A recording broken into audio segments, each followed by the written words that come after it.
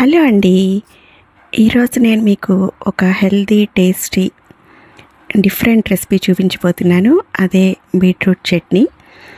మామూలుగా బీట్రూట్ అనగానే చాలామంది మనలో అబ్బా బీట్రూటా అని అనుకుంటాము, తినడానికి ఇష్టపడము.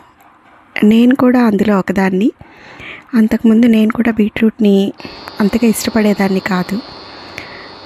కానీ బీట్రూట్లో ప్రయోజనాలు అవన్నీ నేను చదువుకునేటప్పుడు, ఫార్మసీ చదువుకునేటప్పుడు నేను తెలుసుకోవడం వల్ల అప్పటి నుంచి నేను బీట్రూట్ని ఎలా వాడితే టేస్టీగా ఉంటుంది, ఎలా తింటే బాగుంటుంది, ఏదో రకంగా మనం యూజ్ చేయాలి దీన్ని అని చెప్పి అప్పటి నుంచి చేస్తూ ఉన్నాను.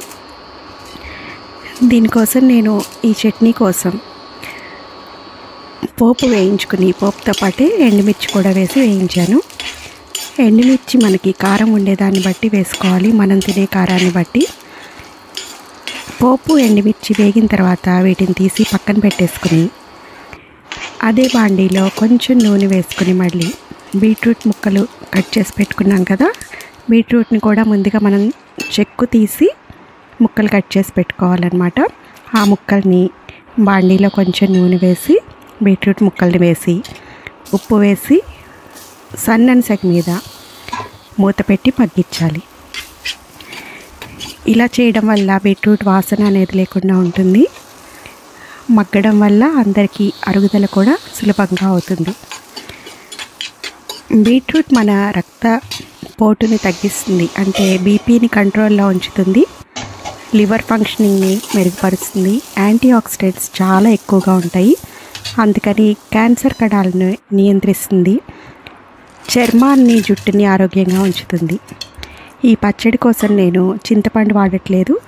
చింతపండు కంటే కూడా మనకి మామిడికాయ చాలా హెల్తీ కదా, ఇది సీజన్ కూడా కాబట్టి మామిడికాయ ముక్కల్ని వేసుకుని, మామిడికాయ కూడా నేను చెక్కు తీసేసి ముక్కలు కట్ చేసి పెట్టుకున్నాను.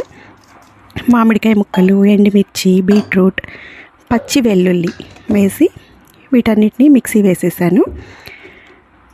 మిక్సీ వేసేసిన తర్వాత మనకి చట్నీ రెడీ అయిపోయింది. దీనిపైన మనం పోపు పెట్టేసుకుని తినడమే. ఇది దోశల్లోకి, ఇడ్లీలోకి, చపాతీలోకి, అలాగే అన్నంలోకి, రోటీలోకి, దేనిలోకైనా కూడా చాలా బాగుంటుంది. మీరందరూ కూడా ట్రై చేసి ఎలా ఉందో కామెంట్ సెక్షన్లో తెలియచేయండి. ఇలాంటి మంచి మంచి రెసిపీస్ కోసం తప్పకుండా మన ఛానల్ని ఇంకా ఎవరైనా సబ్స్క్రైబ్ చేయకపోతే తప్పకుండా సబ్స్క్రైబ్ చేయండి, లైక్ చేయండి, షేర్ చేయండి.